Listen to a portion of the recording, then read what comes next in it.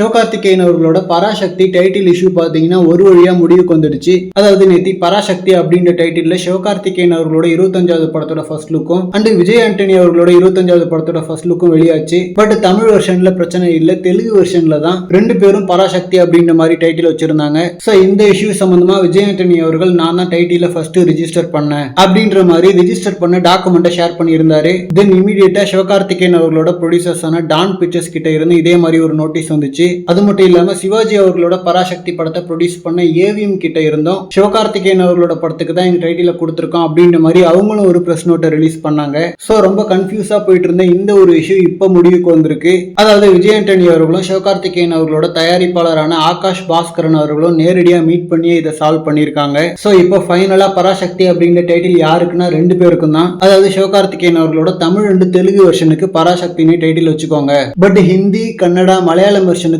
பராசக்தின்னு சொல்லிட்டு நாங்க வச்சுக்கிறோம் அப்படின்ற மாதிரி மொழிகளுக்கு ஏற்ற மாதிரி டைட்டில பிரிச்சுக்கிட்டாங்க. சோ இது ஒரு நல்ல முடிவு. ஏன்னா சிவகார்த்திகேயன் அவர்களுக்கு மெயினா தமிழ் அண்ட் தெலுங்குல தான் ஒரே டைட்டில் வேணும். ஏன்னா மெயின் மார்க்கெட் தமிழ். தென் அமரன் படம் தெலுங்குல ஒரு மிகப்பெரிய வெற்றி அண்ட் தமிழுக்கு அப்புறம் இருக்கிற மேஜர் மார்க்கெட் இப்போ அவருக்கு தெலுங்கு தான். சோ அதனால இந்த ரெண்டு லாங்குவேஜஸ்க்கு மட்டும் இவங்க இந்த டைட்டில் எடுத்துக்கிட்டாங்க. அண்ட் ஹிந்தி கன்னடா மலையாளம்னு 3 லாங்குவேஜஸ்க்கு விஜய் ஆண்டனி அவர்கள் டைட்டில் எடுத்துக்கிட்டாரு. என்ன கேட்டா விஜய் ஆண்டனி அவர்கள் மொத்தமாவே டைட்டில மாத்திக்கலாம். ஏன்னா அவரு தமிழ்ல சக்தி திருமகன் தான் டைட்டில் வச்சிருக்காரு. சோ அவருக்கு ஏன் அதர் லாங்குவேஜஸ்ல பராசக்தி அப்படின்ற டைட்டில் தேவைப்படுதுன்னு தெரியல. And அவருக்குமே Pichaikkaran part 1 and part 2 மிகப்பெரிய ஹிட் தெலுங்குல, பட் ஸ்டில் காம்ப்ரமைஸ் ஆகி தெலுங்குல நீங்களே யூஸ் பண்ணிக்கோங்கன்னு சொல்லிட்டு விட்டு கொடுத்திருக்காரு. சோ இந்த இஷ்யூ முடிஞ்சதை கொண்டாடுற வகையில புதுசா இந்த ஒரு போஸ்டரை பராசக்தி டீம் வெளியிட்டு இருக்காங்க. ஃபர்ஸ்ட் லுக் மாதிரியே இந்த போஸ்டரும் நல்லா இருக்கு. போஸ்டருக்குள்ள பறக்கிற பேப்பர்ல பாத்தீங்கன்னா தமிழ் தீ பரவட்டும் அப்படின்ற மாதிரி இருக்கு. சோ ஜஸ்ட் ஹிந்தி எதிர்ப்பு படமா மட்டும் இல்லாம தமிழை போற்றக்கூடிய ஒரு படமாவும் இருக்க போகுது. அண்ட் சிவகார்த்திகேயன் விஜய் ஆண்டனின்னு ரெண்டு பேருக்குமே இது 25வது படம் அப்படின்றத தாண்டி இன்னொரு எக்ஸைட்டிங்கான விஷயம் என்னன்னா விஜய் ஆண்டனி அவர்களோட இந்த சக்தி திருமகன் படத்தை இயக்குற இயக்குனர் யாருன்னா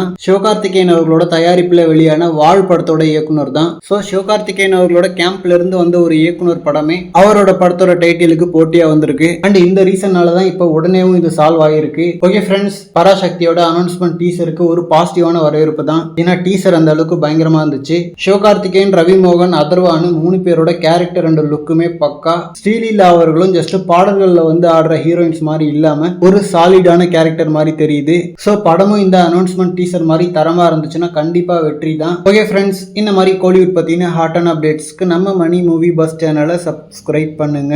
தேங்க்யூ.